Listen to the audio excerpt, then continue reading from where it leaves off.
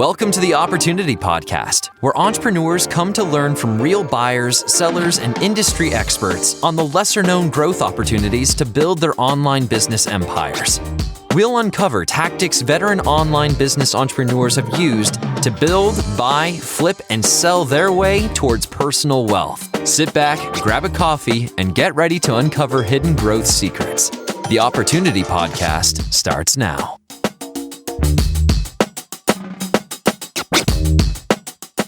Welcome back to the Opportunity Podcast, your go-to resource for hidden growth opportunities throughout online business. We're your host. I'm Sarah. Hey there, everyone. Brandon here again.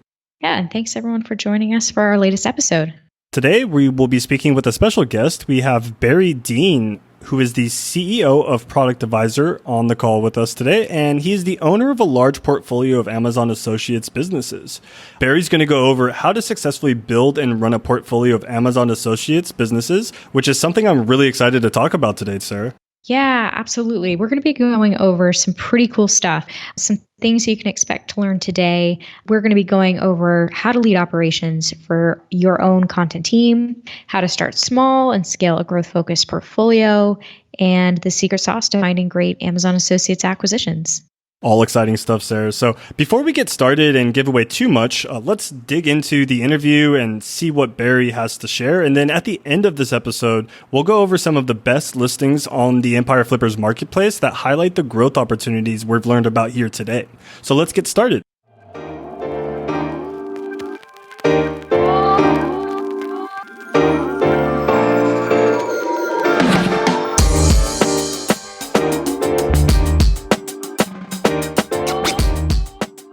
Hey everyone, thanks for joining us again for another podcast series of The Opportunity. Today's guest we're really excited to have on is Barry Dean, and he is the CEO of ProductAdvisor.com.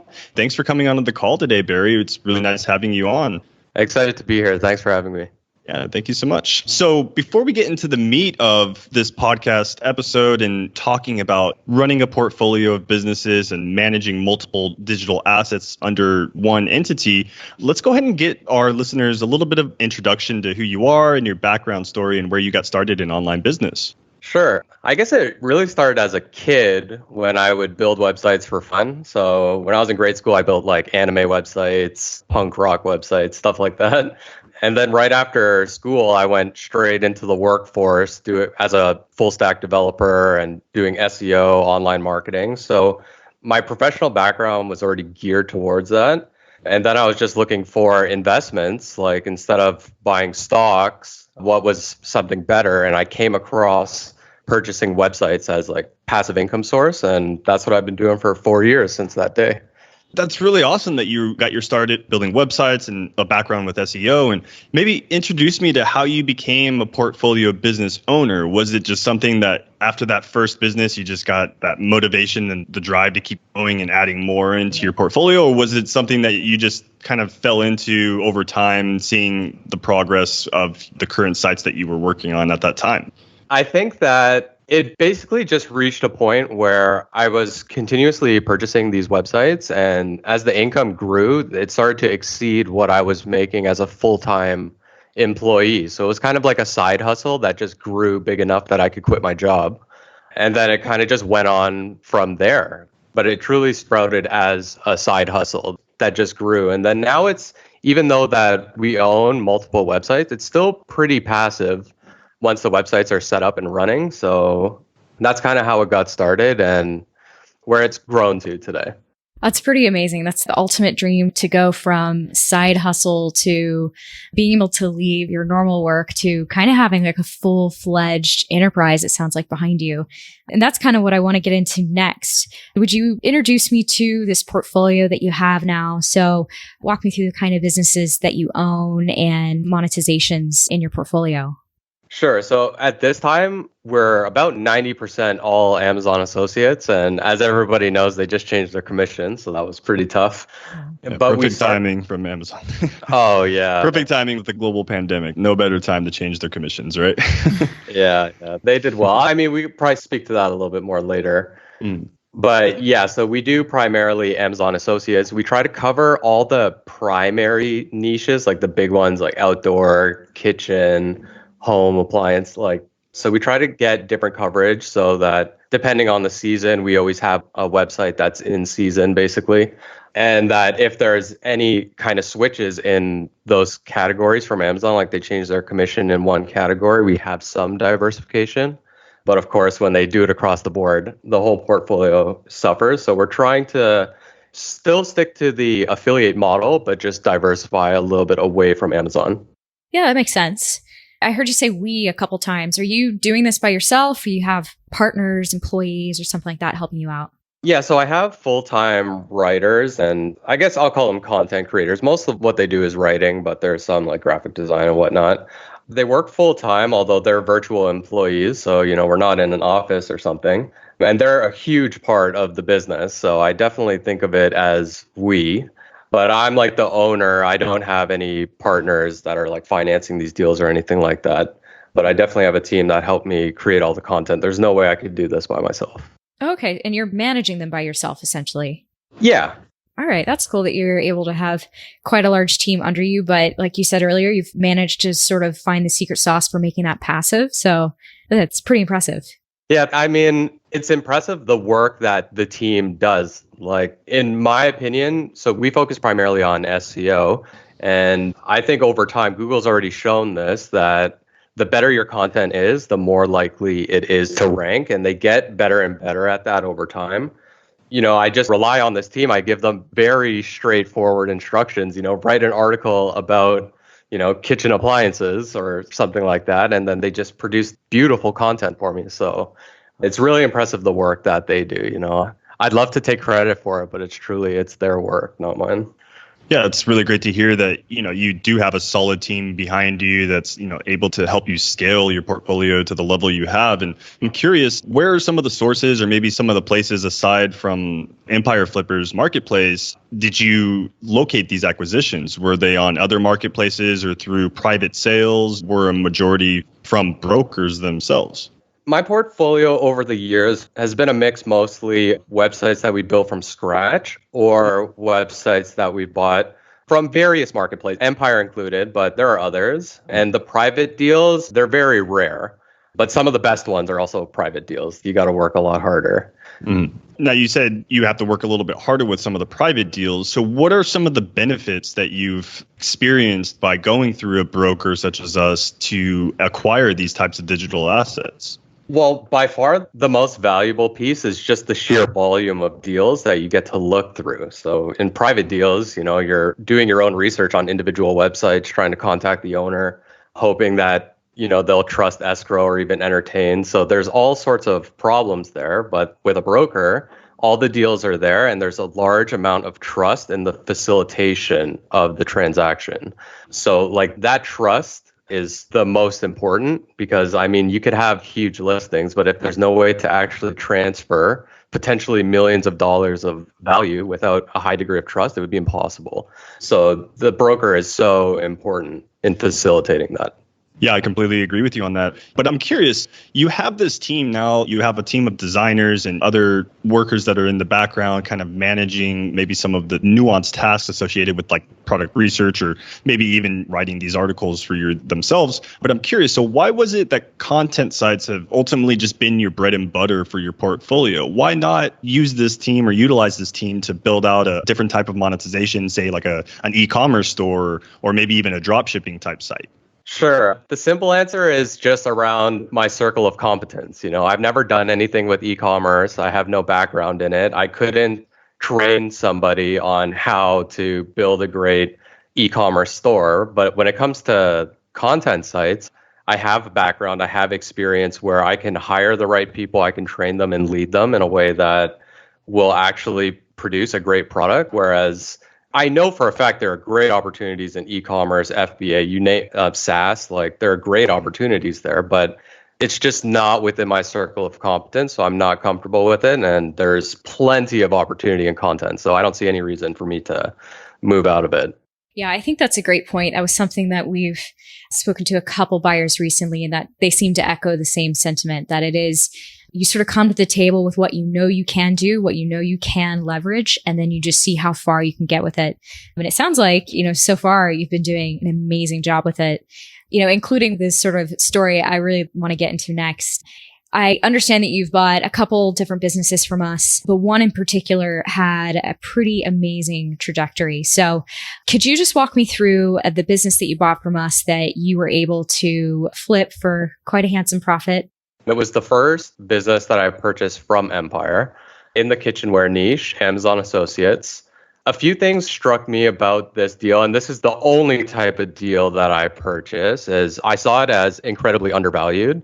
So this website in particular, it recently grew. So, when they look at the multiple, they'll say, okay, the average over the last 6 months was X, but really the last 1 to 2 months when it received its new rankings, and you can basically count on that, it wasn't a good reflection of the price. So in my opinion, it was very undervalued. And with that, it only had a few pieces of content which were ranking well, and there was plenty of adjacent content that you could have built. So for me, the website was a no-brainer in terms of price. So we just purchased it, and we produced, I would say, between 15 and 20 pieces of content, like articles. And within 6 months, the income grew from, I want to say it was like 2,500 a month all the way to like 8,200 per month within less than a year after buying that website. And a lot of it was because it was already on the trajectory. Like Google had already showed that they favored this website. So it was just a matter of building on that momentum. Yeah, that's a really interesting perspective. Is that something that you look for in a lot of your deals? If you can find a business that has had a recent boost, that's a good indicator to you that it's headed to somewhere bigger, faster? It can be. It's not always the case, but if it also has the rest of the formula where it has very high quality content already. So usually what I mean by high quality content, it's not outsourced to a non-native English speaker. Like the English it's actually written by somebody who is a professional writer and actually knows how to make the words pop, how to explain complicated things in simple terms. Like that's actually an art. It's very difficult. You'll see plenty of websites. I would say the majority of websites that are being sold, it's kind of built in a factory, where people spend very low amounts of money on writers, and it's very clear that the writing is not that good, even if the rankings happen to currently be good. But if you do your due diligence and you see that this was written by a very good writer and Google is only just starting to recognize it, and there's no spammy backlinks going on like expired domains or PBNs, nothing like that, everything's clean, then usually, yeah, I would say that can lead to a very favorable multiple where you can buy an undervalued asset, and you can basically bank on the new content that you build will be looked at favorably by Google. So there's kind of less investment, a little bit less risk than, say, building from scratch and hoping the domain pops. You were talking about due diligence there, and I did want to dig into that. Can you walk me through, what's the most important part of due diligence for content sites in your experience? Well, to start, I'll say, at least with Empire, you don't really have to do financial due diligence, like actually verify that the numbers are true. So that's great. With Empire, you don't really need to do that. But with any other marketplace where the broker is not guaranteeing it, then I would usually always start there. For content sites, there's lots of different ways to monetize, but I would say if we're specifically looking at where the traffic source is organic search, you would need a tool like Ahrefs or SEMrush, a third party, and you would check that. I would say Google Analytics is not a very good indicator. I know everybody uses it, everybody likes it, but it's one of the easiest things to fake. So I don't really rely on Google Analytics. And then if it's not Empire Flippers, then I would always want like a live screen share of the revenue, like see a video of them logging into Amazon or AdSense, whatever the main platform is. Yeah, I think that's a really good point and definitely interesting perspective on that. I guess somebody who's been in the content game as long as you have, what is real, what is fake, basically how to tick those boxes on your due diligence. So it's good. It sounds like got a bit of machine running there. And it's also paid off as well with this business that you've purchased from us, Barry. So you said you were able to almost 5x your monthly revenue. I'm really interested. So you purchased the business for $40K back in 2016 from us. Do you still own that business? Have you sold it off now?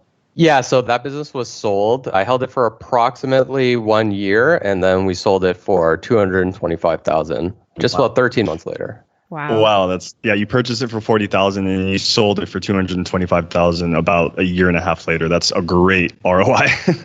Yeah, That's I think amazing. I probably wrote it. I did a case study on businesses that have flipped with us and really amazing flips. I might have written about your business actually, now that I think about it. That's awesome. Well, obviously it's not super common to do that. That's like the dream. And I'm sure you had some steps along the way to make it happen. Do you think you'd be able to break that down for people hoping to basically do what you did? What are the changes that you made to the asset when you had it that allowed you to reap that income? Sure. So the first thing I'll say to caveat that is for every great flip and story like this, there have been websites that didn't work out as well. And of course, we're not going to make a podcast about all the failed ones, but there are certainly failures as well too. So it kind of balances out a little bit. But in terms of the actual flip, I would say the most important piece is you have to purchase it for the right price. Even a great website can be a terrible investment if you pay too much for it. So by paying the right price and then focusing on just specifically, like in this specific example, before I purchased the website, I looked at the competitors to this website and I said, can I make this website better than these competitors, which are currently dominating the niche? And if you look at those competitors and how they're ranking and what kind of content is there, basically you just make that judgment. If I invested another 10 or 20% capital on top of the purchase price, can I turn this website into, one of the top 3 most authoritative affiliate sites in the niche? So you have to kind of have that confidence that you can do it and you can see exactly, here are the keywords, here's the content, here are the gaps and why the competitors are not good and what we're going to do better than them. So you kind of have to judge all of that and have it into your plan before you purchase the website. Yeah, that's excellent. I think that's a great point. I mean, for someone like you, you've kind of been in this game for a while. You know how to identify the opportunity and what you can do better than the competitors. But, for somebody trying to get into their first affiliate business, is there something a little bit more that they're going to have to do here? Is there some sort of prep or I suppose a confidence boost that they're going to need in order to really get in and try to play against bigger competitors? Yeah, so it's really tough. Like if you're just starting out, there are a lot of basic skills that you're going to have to learn. So I would say most importantly is start small. And, if you're looking to purchase a website, start with an amount that you would be not too upset if it went to 0. Yeah. That would be the first thing, because really think of it as like you're paying for an online course because you're going to learn a lot of little things about SEO or WordPress or whatever content management system, the search engine tools, site speed, competitors. Like there are so many little things. And if you're just getting started, you're going to have to scrape your knees and make mistakes. So as long as you start small and the mistakes you make are small and manageable, then you can move on to taking a bigger risk and having, taking that step from, say, full-time work to doing this full-time. You'll definitely want to start small and humble yourself a little bit, because no matter how good you think you are, there's going to be new things that come your way and can cause serious problems. So that would kind of be my advice for new people getting in, making their first content website purchase. That's excellent advice. I really like the note on humility. I think that's huge.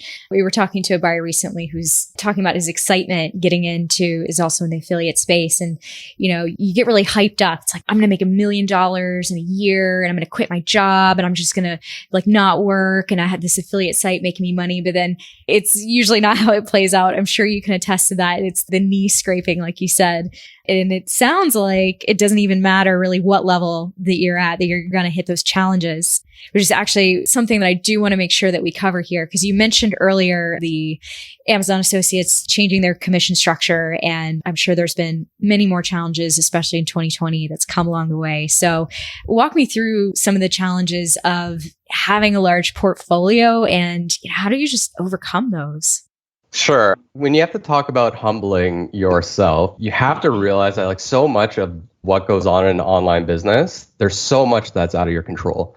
So the Amazon change was just one example of that. Now, somebody could also say, and I think this is a reasonable argument, that Amazon was paying 8% commissions, which is almost like triple what Target, Walmart, Best Buy, all the other big e-commerce guys were doing. So Amazon was A lot of people can argue that was not sustainable and you should have known. And I think that's a pretty reasonable argument. So I don't want to hate on Amazon too much or say that was all bad luck, but that's something that you learn along the way. And, Amazon hadn't changed their commission on those categories for something like 8 years. So people just thought it was set in stone. But now, having gone through that experience, you can kind of see, okay, these things are not as stable as you think they are. And then specifically when it comes to SEO, Google changes their algorithm all the time. Like just recently, the big one, they're calling it May the 4th.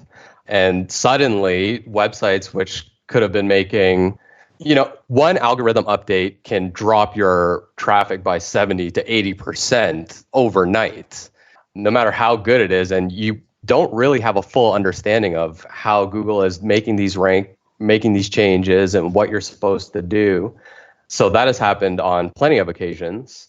And then there's other little things, especially when you've purchased website. This has happened to me on all marketplaces from all brokers is, you buy a website which has certain links and the sellers kind of guarantee that they're going to stay there, but then suddenly they drop off and nobody can really do anything about it. I mean, that's definitely going to happen as well. And then you have to account, of course, for competitors. So Google really likes new content. People pretty much know that. And there's always going to be new competitors, always new people trying to, get that real estate on the first page of Google. So you can't treat it 100% as a passive business. You have to plan to update your content and you have to plan to make new content. Otherwise, the websites, they don't last very long. Yeah, that's a solid point, Barry. Also, a point that I had also brought up in one of my ROI studies was the fact that a lot of businesses that tend to decline in monthly revenue or income tend to be a fallout from not doing anything on the business at all, right? So especially with content sites, as you'd mentioned, Google loves new content. So if someone was to come in and say, oh, this person hasn't been publishing any articles for the last 6 months, I'll do the same. Well, that might not have such a great turnaround for you because now over time Google is starting to give you less traffic and maybe an update might just completely wipe out your traffic altogether on that front. So yeah, very good note that you had mentioned, always be doing something with your business, optimizing something, adding more content to keep things in motion. But I'm also curious as to your take on this, Barry. So for most investors, maybe it's their first time purchasing an online business or maybe acquiring a digital asset, maybe their second one. How much capital do you think outside of the sales price for the business should people have, saved up in the bank, ready to utilize that capital in case they need something for growth, to add more content, and to make sure that the business keeps moving forward? Man, there's so many angles to that question, but no matter what, you need to have something. So never buy a website if you don't have a bit of a kitty to invest in it further. So just never do that. Right. But I would say that number should be judged based on the potential you see for that website and the actual assets that you're purchasing when you buy it. Like, for example, you can buy a website that has plenty of great content already and you're kind of purchasing for the existing rankings, or you can be purchasing one where, the domain and the links are very favorable and the competition is very low. And those would have different strategies and require different levels of investment. I would say the most important thing is that the acquisition is only one step in a broader plan. There's a broader strategy to owning the asset, and you have to kind of develop that, or at least have enough experience that you know what that plan will be before you make the purchase. And that will guide what level of investment. But certainly, if you wanted just a rough number, like if you're brand new and you're just starting out, I'd say between 15 and 20% is probably a reasonable place to start. And then as you learn, you can adjust that number based on the potential you see. Yeah, that's really helpful information. And I'm sure a lot of people listening to this that are maybe thinking about getting their feet wet or maybe stepping into the world of online acquisitions, that's a good solid number, 15 to 20%. Obviously making sure that you're doing your own due diligence on the business and making sure you're digging in and seeing some type of plan or some type of growth potential in the business that meets your business goals. And on that subject as well, Barry, so having such a large portfolio and managing multiple businesses, what type of growth are you usually aiming for when you're adding a new acquisition into your portfolio? Again, that's another thing that depends on the potential. Like I said, like generally what I'm aiming for is to achieve the plan, and different websites will have different plans. But I will say this, at a minimum, it will involve doubling the current income. The time frame that I would look to do that would be under 18 months because, it does take some time to make moves on Google. So basically, it would be within the first 6 months to execute on the content plan or the tweaks, and then kind of just let it grow, let it ripen, and then sell it once the earnings are kind of stable so that, you get a good average income multiple, but also to potential buyers, they see it as a stable asset, even if it's no longer growing, but you've kind of achieved your plan. But at an absolute minimum, I'm looking to double it. And certain plans do call for, 4x or 5x, which, believe it or not, is sometimes that could just be 3 or 4 pieces of content need to rank. Like if the opportunity is that good, it's actually not a lot of work to add an extra $1,000 or $2,000 a month. Sometimes that's just one Google ranking away. You said you've purchased a few online assets from other brokers, from us, and then also some private deals. How do you think that the digital assets that you purchased from brokers compared to those that were more of a private sale or more off of a marketplace? And what type of returns were you getting in comparing those two? Well, the performance is probably pretty similar between all the marketplaces. Like my return on time investment is very different on Empire between the other guys. So the other marketplaces, I have to search through like hundreds of potential scams and just like low quality sites. People are hiding information. You're doing due diligence on a site that would just, if Empire had listed it and already checked this out, I wouldn't even be wasting my time looking at this listing, So I really like Empire's listings and I really trust the information. But that said, relative to just straight performance, I'm seeing the same amount across all channels. But again, I have to put so much more effort to get the same result. Yeah, we certainly appreciate that it's saving you time, and it's a little feather in the cap for our vetting team, working pretty hard to make sure that those business do show up to the marketplace trustworthy and something you're willing to invest in. So it's definitely good to hear. You were talking a little bit about the time investment and effort into sort of shopping around for businesses and, maybe even owning businesses. From your perspective, why do you think people should consider building a large portfolio? I understand that's a lot of work, maybe adds a little bit more to your plate, but like, what does that opportunity look like when you actually get good portfolio building done right? The most important part of having a portfolio and why you would want to try to get there as soon as possible is just to have diversification, because any website can just get killed by any different external force. Like you can get banned from your monetization, or you can lose your Google rankings, or you're not good on the social media algorithms anymore. Like there are so many things that can happen to a single website. So as long as you have, between like 3 or 4, you can kind of withstand a lot of these external forces. But really, I feel this is my strategy. I recognize that there are other strategies which may be perfectly valid and good, but my strategy is to only go for growth. I'm never buying a website to kind of just hold it and get ROI, even though that is definitely possible, because in my experience, you're going to have some really big failures and you're going to lose money in certain projects. So if you're not achieving high ROIs on certain projects, then it won't make up for the times that you fail, that, you build a brand new website and it just never takes off, but you've invested thousands in content, or you purchase a website and then 5 weeks later, Amazon cuts your commission by 70% and you lose half your equity. Like those types of things are going to happen. So that's why whenever I'm buying, I'm always looking for growth so that I can kind of offset all the times things go wrong, which is a lot, by the way. Yeah, it's good to know. I'm thinking you're talking about like these challenges and things can go wrong and you have to expect it. So I'm assuming there has to be something beyond just growth and money here at stake. Like, what's the personal reward for you in building these businesses and building your portfolio?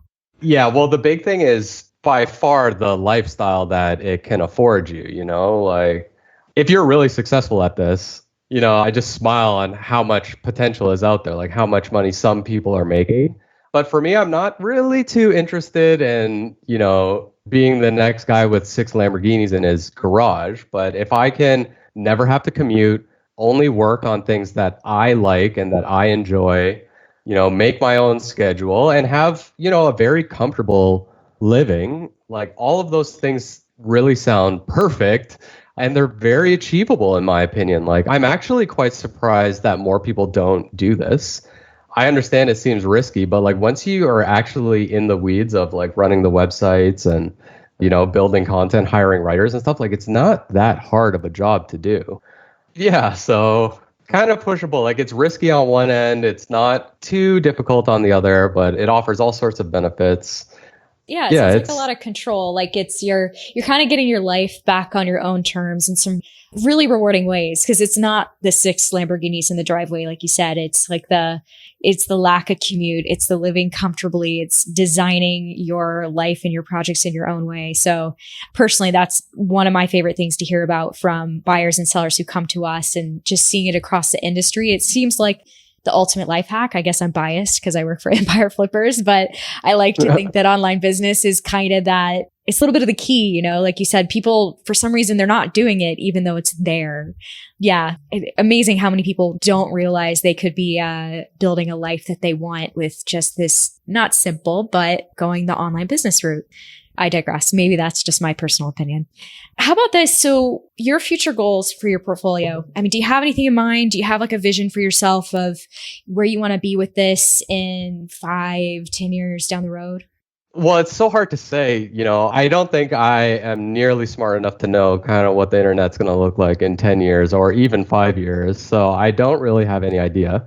But I would say in the short term, I'm trying not to do such a high volume of deals. Like right now, I'm probably doing 10 to 15 deals per year, which I think is too much and it's too risky. So I'm trying to just hold probably 4 to 5 sites in the short term, focus on one big flagship website, and then kind of go from there.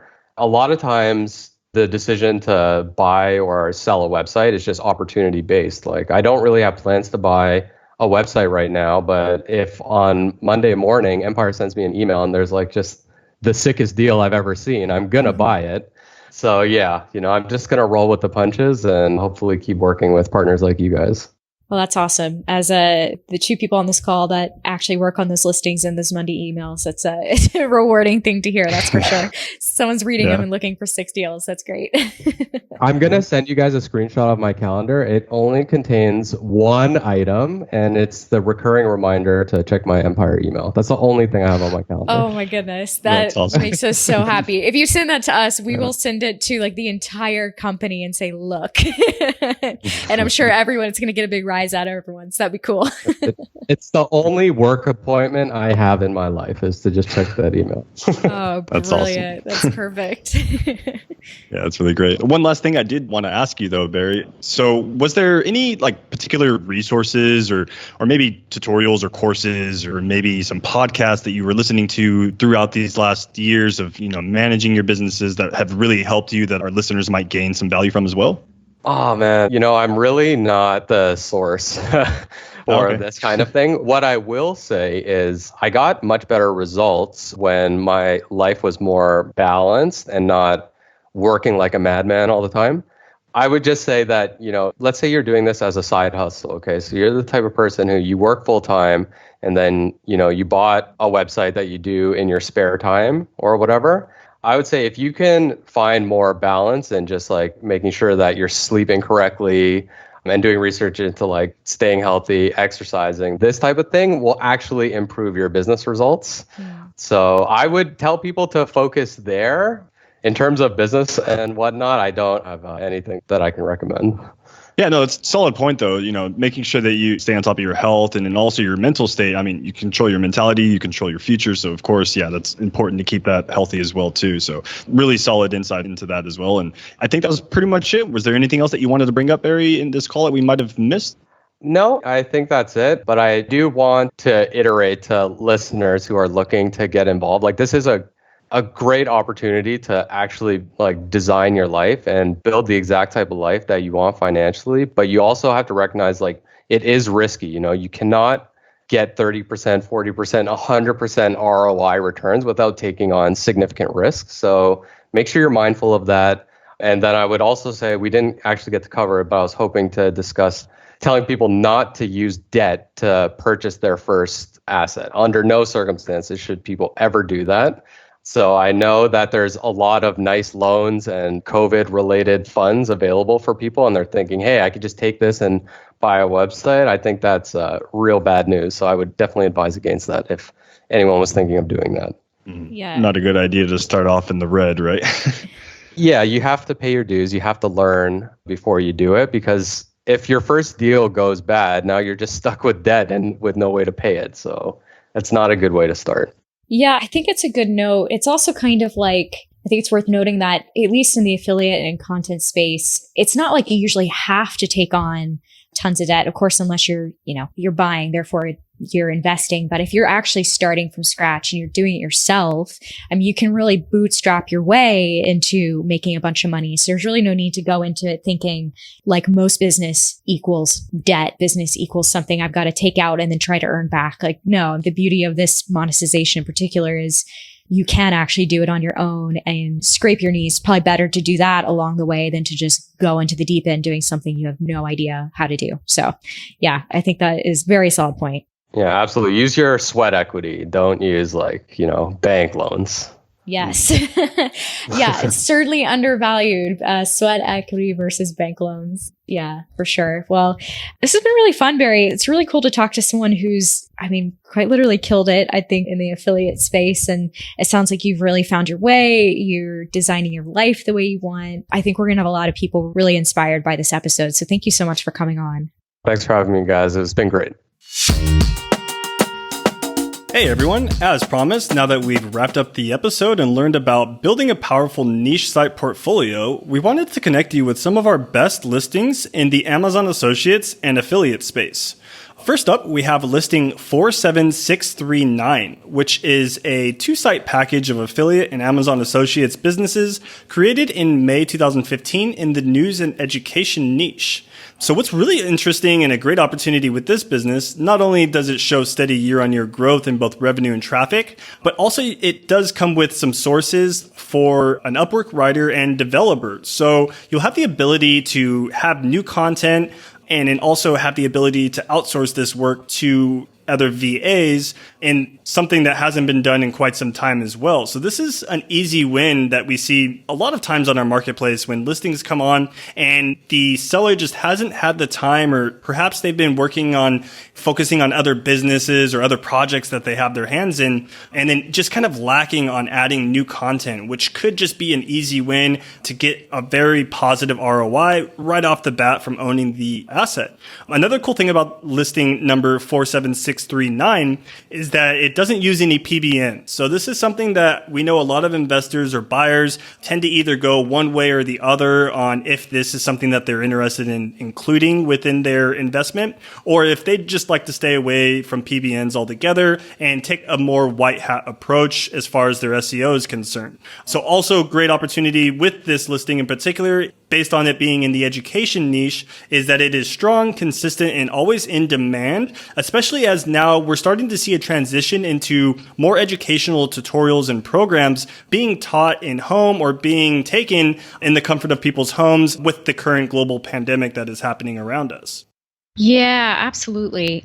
I really like your point on the easy wins when it comes to just jumping in and adding content where it's not been added for a long time.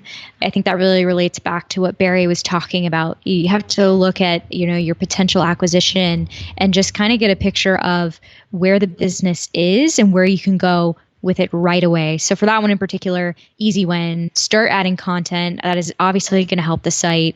The fact that it's got that writer in place already is great for a potential buyer. I've actually got another listing that I wanted to bring up. It's kind of in a similar boat. So listing 48251. It's an Amazon Associates and display advertising business created in October 2016 in the equipment niche. This one's actually also got a writer in place.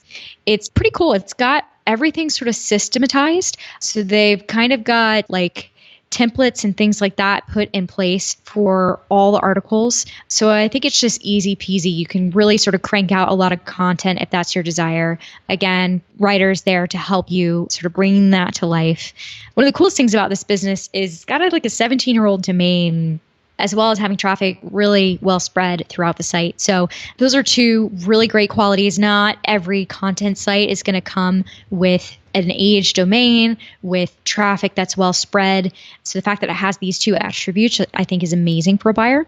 Not to mention, I mean, this business in particular has shown amazing year-on-year growth in traffic and earnings. So I think, like Barry was saying, he really liked businesses that were on a trajectory. It seemed like they were headed up at the time of purchase. I think this business kind of fits right where Barry was talking about. You want to get someone or a business that's on the upswing so that you can bring it to the next level and see if it can just grow on you quickly.